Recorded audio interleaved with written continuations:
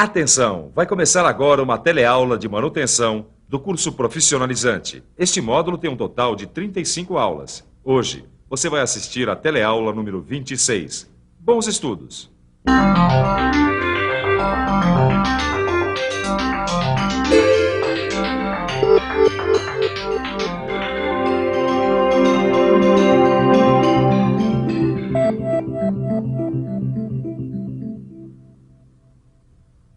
Você já parou para pensar o que impede que o líquido da garrafa de refrigerante saia para fora quando a gente sacode a garrafa?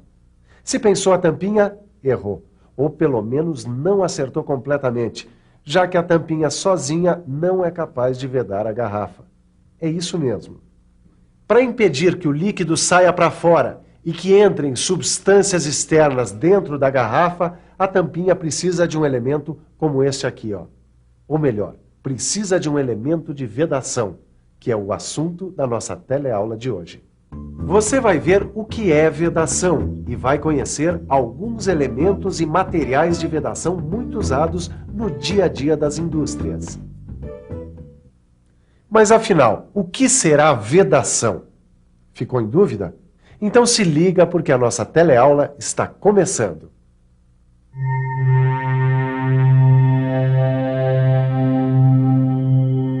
A vedação nada mais é do que uma maneira de impedir que gases, líquidos e sólidos passem de um meio para o outro. Dá só uma olhada. Essa junta está impedindo que o produto que passa dessa tubulação para essa escape. Ou melhor, está impedindo a passagem do produto para fora da tubulação. Outra coisa importante é que a vedação pode ser estática ou dinâmica, o que você vai entender melhor conhecendo alguns elementos de vedação. Existem muitos materiais que podem ser usados como elementos de vedação. Estes aqui, por exemplo, são bastante usados nas indústrias. Juntas de borracha, juntas de papelão, velumoide, anéis de borracha, anéis metálicos, juntas metálicas e retentores. Vamos agora começar a conhecer melhor esses materiais, vendo os principais usos das juntas de borracha. As juntas de borracha são usadas para vedar partes estáticas de equipamentos ou flanges. Elas podem ser fabricadas em forma de manta e ter uma camada interna de lona, ou melhor, de borracha lonada, como essa daqui. Elas também podem ser fabricadas em formas diferentes. O que vai definir o formato é o tipo de equipamento que vai ser vedado. O-ring é bem mais... Como é que é? O quê? O-ring, ou anel de borracha, é um outro elemento vedador. Veja bem, continuando, ele é bem mais versátil, porque pode ser usado em partes dinâmicas ou estáticas de máquinas ou equipamentos. Mas espera aí, eu já vi um anel O-ring desse aqui, bem maior numa máquina. É, pode ter visto mesmo. Eles são vendidos em diferentes tamanhos ou podem ser confeccionados no tamanho desejado. É só colar com um adesivo adequado uma ponta de um fio de borracha com seção redonda como essa, ou então quadrada ou retangular. Mas o que é mais comum, as empresas comprarem ou fazerem esses anéis de borracha? Bom, o ideal mesmo é comprar o modelo padronizado, porque ele não tem a linha de colagem que pode causar vazamento. E esses anéis de borracha? Eles servem para que tipo de vedação? Olha, eles são bastante usados em vedações dinâmicas de cilindros hidráulicos e pneumáticos, que operam em baixa velocidade. Papelão? O que ele está fazendo aqui? Esse papelão aqui, na verdade, é uma junta de papelão. É bastante usada nas partes estáticas de máquinas e equipamentos, em tampas de caixas de engrenagens, por exemplo. Essas juntas podem ser compradas prontas ou confeccionadas no tamanho da peça que vai ser vedada. As juntas metálicas, por causa de sua grande resistência, são usadas para vedar equipamentos como esse, que funciona com alta pressão e alta temperatura. Elas geralmente são fabricadas de aço de baixo teor de carbono, alumínio, como essa daqui, cobre ou chumbo. Por causa de sua resistência e do tipo de material, elas podem ser aplicadas em flanges de grande aperto ou de aperto limitado. Já a junta de cortiça é bastante usada na vedação de produtos como água, óleo ou ar, submetidos a baixas pressões. E antes que vocês me perguntem, ela é muito usada em tampas de cárter e caixas de engrenagem. Espera um pouquinho. E essa outra junta aqui, ó? De que tipo de material é esse? Essa é uma junta de amianto. O amianto é um material que suporta temperaturas bastante elevadas, né? É isso aí. E também suporta ataques químicos de muitos produtos corrosivos. Por causa dessas características do amianto, essas juntas são usadas na vedação de fornos e outros equipamentos. Esse outro elemento de vedação, o retentor, é composto por essa membrana elastomérica em forma de lábio, por isso é chamado de vedador de lábio. E por essa estrutura metálica, muito parecida com uma mola, que garante uma boa fixação. A função do retentor, como o próprio nome diz, é reter óleo, graxa ou outros produtos no interior de uma máquina ou equipamento. Como você pode ver, os retentores são aplicados entre duas peças que executam movimentos entre si. Uma outra característica do retentor é suportar variações de temperatura. Bom, nesse desenho dá para ver direitinho como o retentor fica encaixado entre o mancal e o eixo. E nesse outro, a gente pode ver os elementos básicos de um retentor. A membrana elastomérica, ou lábio do retentor, é formada por um ângulo de ar, uma aresta de vedação, um ângulo de óleo, a região de cobertura da mola, o alojamento da mola, a região interna do lábio e a região do engaste do óleo. E o retentor tem ainda uma mola de tração, uma região interna do vedador, um anel de reforço metálico e a cobertura externa elastomérica, que é composta por uma borda, um chanfro de borda, uma superfície cilíndrica, o chanfro das costas e as costas. Legal, mas e os perfis? Existem muitos? Dá só uma olhada. Esses são os mais usados nas indústrias. Diante de tantas opções, quando você for escolher o retentor adequado, é importante seguir as indicações dessa tabela.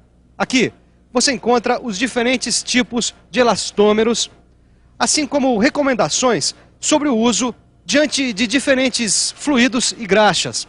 Aqui, você também encontra os limites de temperatura que eles podem suportar. A vedação do retentor é feita pela interferência do lábio sobre o eixo, e isso provoca atrito. E como você sabe, o atrito gera calor. Por isso, se você escolher um retentor inadequado, pode acontecer a degeneração do material e o desgaste do lábio. Em alguns casos, pode acontecer até o desgaste da região do eixo que está em contato com o retentor. Bom, pelo jeito a escolha do retentor tem que ser feita com muito cuidado, né? Aí tem mesmo. Bom, e deve haver algumas recomendações para a aplicação dos retentores, não é? É claro. Olha, para que o retentor tenha uma certa durabilidade e trabalhe com eficiência, o lábio do retentor tem que seguir um certo parâmetro. O acabamento da superfície do eixo deve ser feito por retificação, seguindo os padrões de qualidade exigidos pelo projeto. A superfície de trabalho do lábio não pode ter sinais de batidas, sulcos, trincas, falhas ou oxidação. E o eixo deve ter uma dureza acima de 28 Rockwell C. Além de todos esses cuidados, na hora de escolher o retentor adequado, existem outros cuidados muito importantes em relação à armazenagem dos retentores. É importante que você mantenha o retentor dentro de sua embalagem em temperaturas entre 10 e 40 graus Celsius. É importante também que você evite manipulações desnecessárias que podem causar danos no retentor. Por último, todo cuidado é pouco na hora de tirar o retentor da embalagem, principalmente com os lábios, a parte mais sensível do retentor. Uma coisa muito importante é pré-lubrificar o retentor na hora da montagem. Essa pré-lubrificação ajuda na montagem e mantém uma lubrificação inicial do lábio durante os primeiros giros do eixo. O fluido usado aqui deve ser o mesmo que vai ser usado no sistema. E, é claro, ele deve estar livre de qualquer contaminação. Depois de pré-lubrificado, é só montar, seguindo algumas recomendações, que você vai ver mais de perto.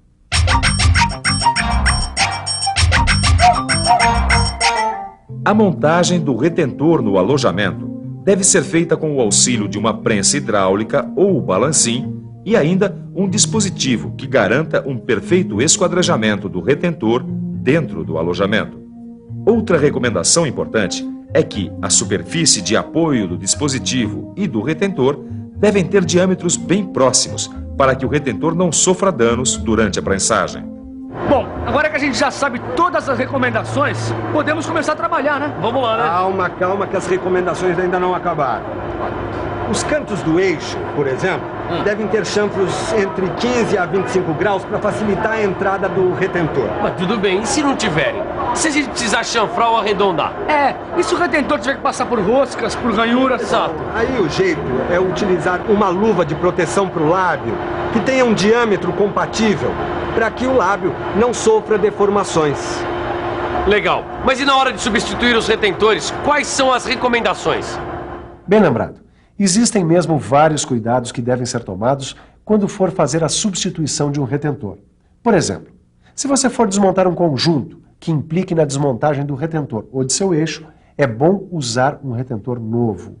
Outra coisa importante, se você for substituir o retentor mantendo o mesmo eixo, o lábio do retentor novo não deve trabalhar nunca no sulco deixado pelo retentor velho.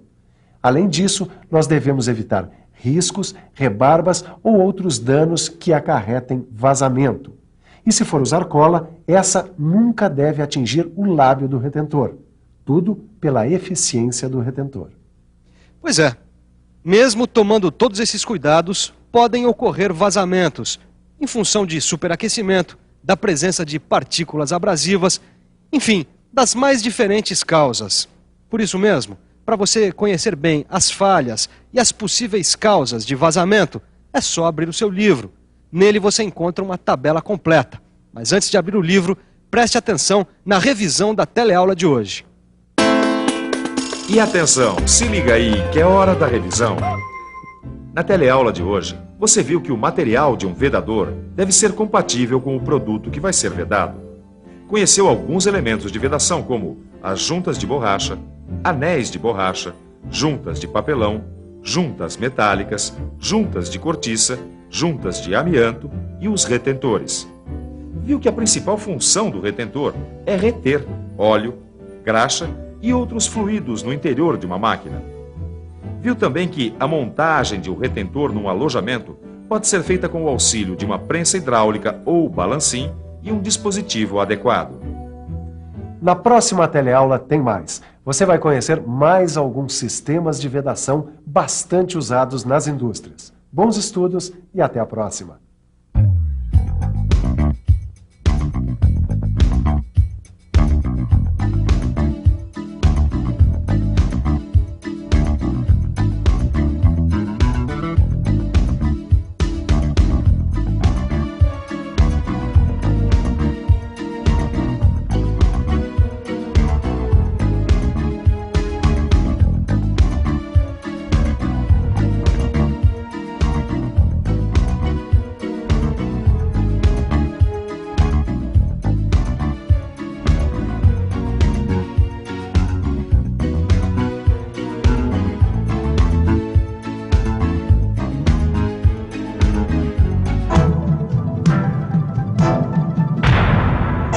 Telecurso 2000, um programa de educação do Sistema Fiesp e da Fundação Roberto Marinho.